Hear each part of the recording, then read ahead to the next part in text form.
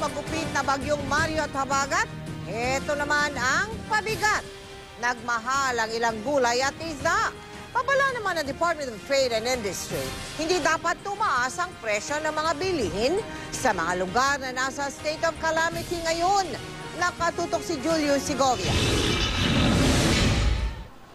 Nagmahal ang mga gulay na inaangkat sa norte kasunod ng kambal na hagupit ng bagyong Mario at Habagat. Sa Mega Q-Mart, Quezon City, mula 10 piso hanggang 60 piso ang sinipa sa kada kilo ng ilang gulay. Dahil sa hirap magbiyahe, marami pang baha ang siguro naantala yung mga biyahe nila.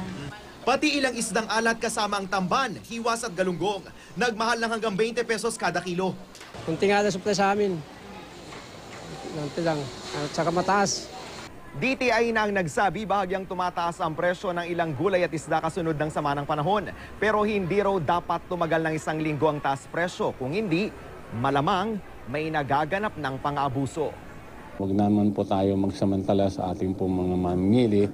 Lahat naman po tayo have to share on the burden ng post-habagat at post-bagyo. Dalawang malaking grocery store sa Marikina ang nasita ng DTI na nagbebenta ng ilang produkto ng higit sa suggested retail price o SRP. Giit ng DTI, umiiral ang price freeze sa mga lugar na nasa state of calamity. Ibig sabihin, walang taas presyo sa mga pangunahing bilihin sa loob ng 60 araw.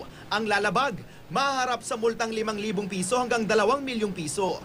Ang baboy at manok, bahagya lang ibinaba sa presyo. Nagmahal daw kasi ang pakain sa baboy at patuka sa manok. Kaya ang SRP na dapat itatakda rito, ipinagpaliban muna. Julius Segovia, nakatutok 24 oras.